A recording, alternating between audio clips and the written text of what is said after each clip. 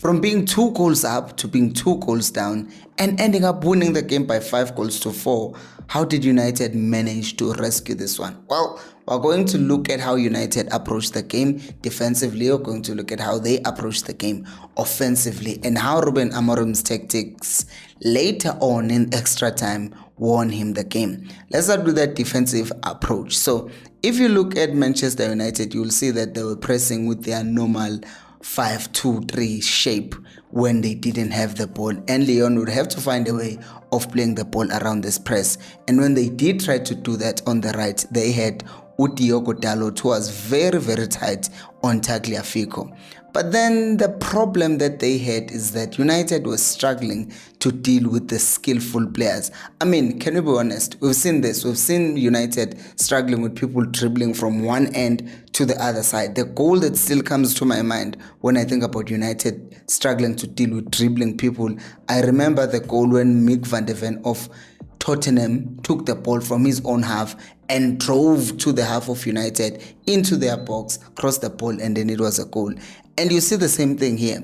You see that with skillful players, they get the ball and then they start moving, and United players just can't catch them. And you even see in this case where Cheki even got a shot off and the keeper saved the ball. But then to make things worse, they brought on this boy, Fofana, who then came on. And when he came on, there was just chaos because then United conceded. And then again, he was getting Aboyoro to dive and hit the ball. It was chaos. And eventually, he played the cross, which led to Lyon scoring their second goal. And then their third goal as well, because he's the one who was dribbling from that side.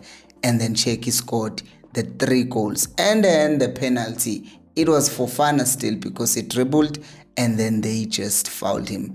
And it was a penalty. So essentially this game was almost lost because United couldn't deal with one kid, that is Fofana. Cheki was a problem for them in the previous game, ended up scoring, and in this game it was Fofana. I mean, he assisted. There was a secondary assist, there was an assist, and then he won a penalty for them. 3 goal involvements, but now since Lyon lost, no one is talking about that. Let's talk about how United came back in this game though. But before we do that, if you are new to this channel, make sure to subscribe. Now let's look at United's approach in attack. So as you can clearly see here, Manchester United did not have a way to play through the middle because their double pivots were man-marked. So United would just find the ball to Euro at times, and then Euro would just take the ball and drive through.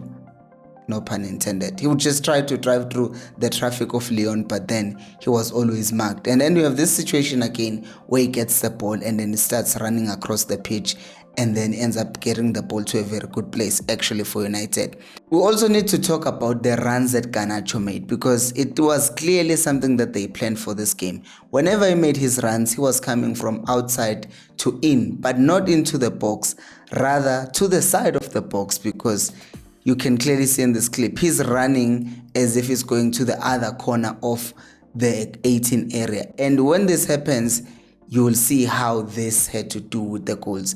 And you also see that United were using the right-hand side a lot of times. As you can see here, there are 4 United players and they are trying to utilize that side because clearly they were also trying to target Tagliafico. And then when the ball came out, a few things will also happen. You first need to look at the first 2 players. You see Højlund there outside the box. You see Garnacho as well highlighted. Now, what Højlund does with his runs, he does not wait for the ball, but he runs straight into the box. And in doing that, he leaves that space open. And now, as we've talked about earlier, Garnacho then goes into that space to try and get the ball. But in this case, he just couldn't get the ball. Now, we see a rehearsal for the goal that Ugarte scored. So first of all, you see a pass that goes straight down to the right-hand side. And when that ball is won, you see something else again. You see that Garnacho is making that run to that space. And when he's making the run into that space, Bruno does not find him this time around. But in the goal, everything comes together. Because now, again, Mazraoui plays that long ball over, once again, on the right-hand side. And then look at the runs that are being made towards the box. The first one, you see that Højlund is making a straight run, straight to the box. And then in doing that, he opens the space, leaves the space open for Garnacho, and Garnacho has been making that run from the edge of the box, and then he gets the ball. Very good take. Once again, it's very important to note Højlund is still pinning the defenders back, which creates a space for Ugarte, and then Ugarte can now come in and with all the composure just place the ball, and then it's 1-0 to Manchester United. And then it doesn't end there, because we saw this pass again for Bruno, but unfortunately for him, the ball hit the woodwork. Another thing that United were trying to do is continue doing the same thing, because, if it ain't broke, don't fix it. Keep on spamming it if it works. And it was working for them, because this time around, it was no longer Mazraoui, but it's Maguire playing the same pass to Dalot. And then Dalot gets there, he pulls the defender, and then he scores the goal. It's 2-0 to United. And this is where everyone is thinking, oh, United have this.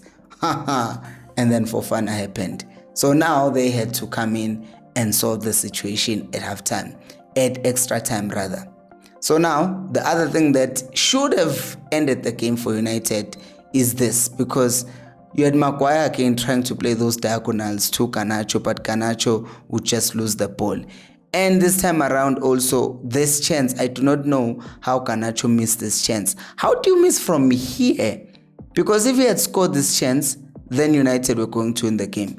But he did not score this chance, so United went to extra time and found themselves trailing by 2 goals. So what was the coach, the manager, Amorim, telling the players? Well, he was telling them, hey, I need Casemiro and Maguire to be strikers.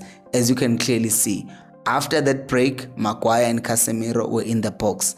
And in them being in the box, they are tall and they can compete aerially. And if the ball is ricocheting around the 18 area, then they will compete and try to get the ball. And that's how United won the penalty. And then Bruno puts that penalty away. By the way, the goalkeeper guessed the right way, but he just couldn't get there. That's how good that penalty was. And then after that, you find the same situation. You see that Maguire and Casemiro are still in the box. This time around, it's Casemiro.